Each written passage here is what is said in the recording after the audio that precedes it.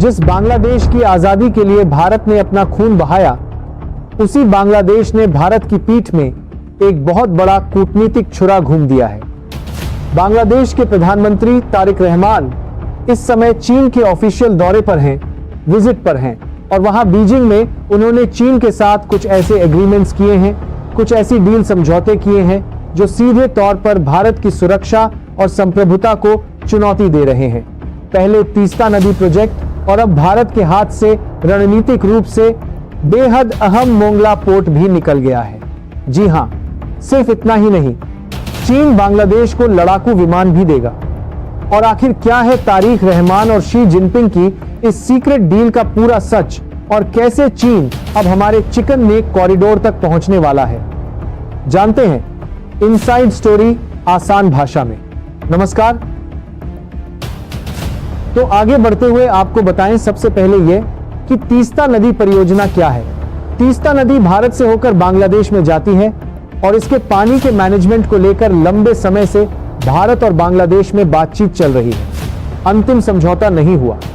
भारत इस प्रोजेक्ट को खुद डेवलप करना चाहता था ताकि सुरक्षा से कोई समझौता ना हो, लेकिन पीएम तारिक रहमान ने, बांग्लादेश के प्रधानमंत्री ने चीन के जल संसाधन मंत्री से मिलकर इस पूरे प्रोजेक्ट की काम चीन को सौंप दी है। यानी जो भारत और बांग्लादेश के बीच में समझौता होना था, अब बांग्लादेश ने वो जिम्मेदारी, वो काम चीन को सौंप दिया है। चीन यहां पर 100 किलोमीटर से ज्यादा नदी की खुदाई करेगा, बड़े जलाशय और टाउनशिप बनाएगा। और अब यह भारत के लिए सबसे बड़ा खतरा क्यों है, यह जानना जरूरी है, क्योंकि सिर्फ 100 किलोमीटर भारत के अंतरराष्ट्रीय बॉर्डर से इसकी दूरी होगी। यह प्रोजेक्ट भारत के सिलीगुड़ी कॉरिडोर यानी चिकन नेक के बेहद करीब है। चिकन नेक भारत का वो संकरा हिस्सा है 2022 की नी का, जो पूर्वोत्तर राज्यों, नॉर्थ ईस्ट स्टेट्स को पूरे भारत से जोड़ता है। दूसरी बड़ी बात, और भारत के लिए यह हो सकता है कि भारत को समझना होगा, भारत को चुनौती यह होगी खड़ी भारत के लिए, वो ये कि सैनिकों की आड़ में जासूसी की जा सकती है यहां पर चीन की तरफ से, क्योंकि बांग्लादेश की जमीन होगी, बांग्लादेश में होगा, लेकिन वहां पर मजदूर जो आएंगे काम करने के लिए, जो पूरी की पूरी निगरानी होगी, वहां पर चीन के जासूस 100 किलोमीटर दूर बैठे होंगे और चीनी सैनिक इंजीनियर जासूस भारत की सीमा से ठीक बगल में आकर बैठ जाएंगे। भारत की सेना की हर मूवमेंट पर सीधी नजर वो रख सकेंगे। लेकिन अभी खत्म नहीं हुई संगीत है यह खबर। तीस्ता के बाद बांग्लादेश ने भारत को दूसरा और सबसे करारा झटका दिया है। वो ये कि हिंद महासागर और बंगाल की खाड़ी में भारत के दबदबे को चुनौती देते हुए बांग्लादेश ने जो महत्वपूर्ण और उसका स्ट्रेटेजिकली इंपॉर्टेंट मोंगला पोर्ट है, वो भी चीन के हवाले कर दिया है, भारत से छीनकर। मोंगला पोर्ट के पास स्पेशल इकोनॉमिक जोन बनाने के लिए जो जमीन पहले भारत के लिए रिजर्व रखी गई थी, उसे मोहम्मद यूनुस के अंतरिम कार्यकाल के दौरान ठंडे बस्ते में डाल दिया गया, लटका दिया गया। और अब प्रधानमंत्री तारिक रहमान ने बाकायदा चीन की सरकारी company China road and bridge corporation के साथ डील करके वो पूरी जमीन चीन को सौंप दिया, आप काम कर लीजिए। अब बंगाल की खाड़ी में, यानी हमारे ओसा, पश्चिम बंगाल के समुद्री तटों के ठीक सामने चीन अपना बहुत बड़ा बेस और इकोनॉमिक हब बनाने जा रहा है।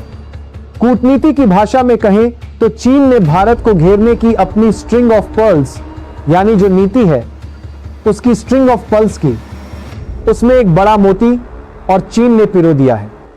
बात सिर्फ बंदरगाहों और नदियों तक सीमित नहीं रही है। अब बांग्लादेश, अब चीन के मिलिट्री और रणनीतिक कूटनीति के चक्रव्यूह में संगीत पूरी तरह से फंस चुका है, या कहें कि अब चीन के ऊपर पूरी तरह से बांग्लादेश डिपेंड होता हुआ दिखाई दे रहा है। अपनी इस यात्रा के दौरान प्रधानमंत्री तारिक रहमान ने बांग्लादेश को चीन के जीडीआई यानी ग्लोबल डेवलपमेंट इनिशिएटिव में शामिल कर लिया है।